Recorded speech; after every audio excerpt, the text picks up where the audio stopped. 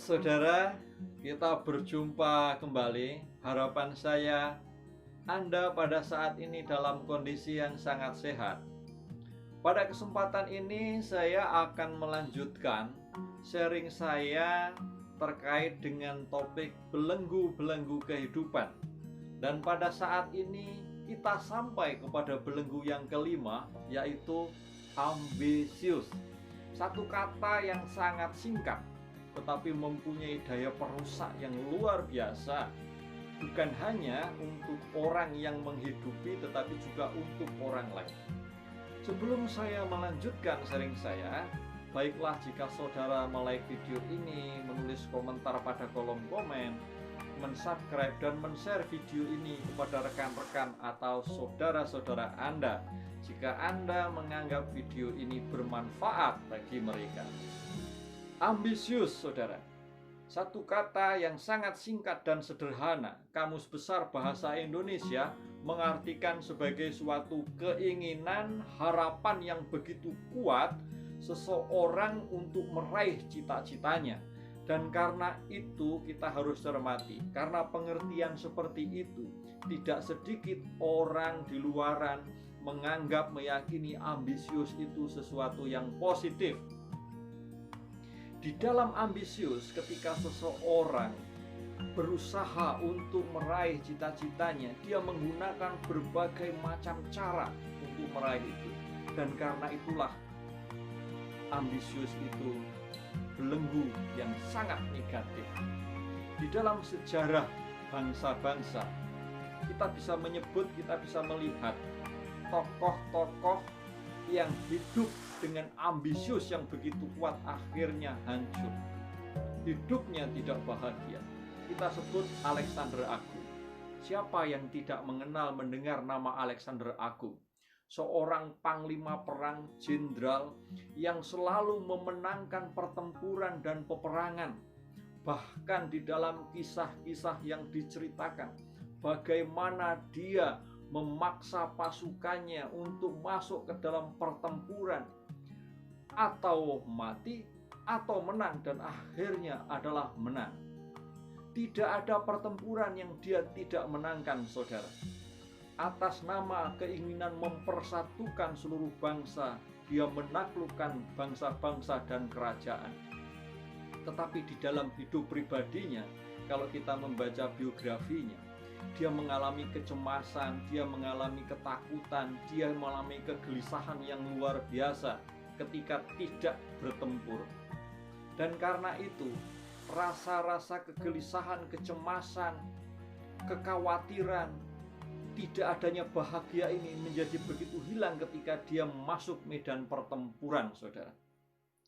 Akibatnya hidupnya juga tidak bahagia dan begitu banyak korban-korban yang berjatuhan. Contoh kedua saya bisa sebut adalah Adolf Hitler. Adolf Hitler dengan atas nama sebuah keunggulan ras, dia membasmi ras-ras lain, dan ini sangat berbahaya. Dan kehidupan pribadinya juga mengalami sebuah kegelisahan. Karena apa? Karena keinginan yang begitu kuat, saudara. Nah, lalu bagaimana agar hidup kita ini tidak terbelenggu oleh ambisi yang begitu kuat, tetapi kita juga mempunyai energi positif untuk membuat kehidupan kita menjadi lebih baik. Bagaimana kita bisa melakukan?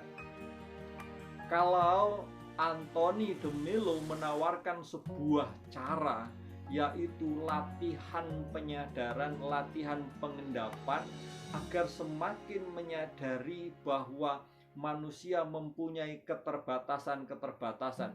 Dan justru karena keterbatasan itulah, penyadaran atas keterbatasan itulah, manusia bisa menerima kenyataan dan menghargai orang lain yang mempunyai kelebihan atas keterbatasan kita.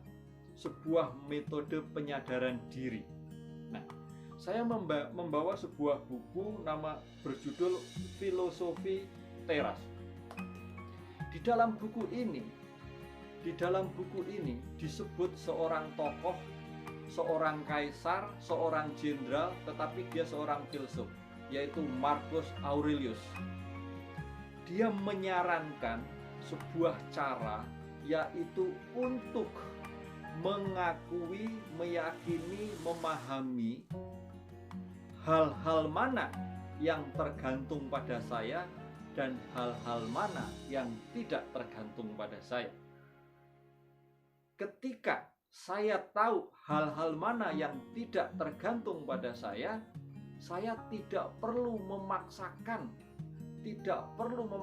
diri untuk mencapainya, karena memang itu tidak tergantung untuk saya. Contoh misalkan, kesehatan itu dikatakan di sini tidak tergantung pada saya. Ketika seseorang sakit, janganlah kita menolak kenyataan bahwa ini kita sakit. Kita sakit harus kita terima, itu dulu di sini disarankan. Lalu yang kedua, langkah yang kedua yang dilakukan adalah mencari sebuah jalan untuk mengobati. Hal-hal lain misalkan kekuasaan. Bahkan kekuasaan itu, saudara, menurut Marcus Aurelius, itu adalah tidak tergantung pada saya. Kalau saya tidak mempunyai kekuasaan itu, ya saya tidak usah untuk dengan berbagai macam cara saya meraih kekuasaan itu. Lebih lanjut, tanpa promosi, tapi baik Anda mendalami apa yang dikatakan oleh Marcus Aurelius dalam filosofi teras. Ini sangat menarik. Itu, saudara, dua cara yang bisa kita lakukan agar kita bebas dari belenggu ambisius. Tadi yang pertama dari Anthony de Mello, yaitu sebuah penyadaran akan sebuah kenyataan bahwa kita mempunyai keterbatasan, dan menyadari mengakui orang lain mempunyai kelebihan atas keterbatasan yang saya punya.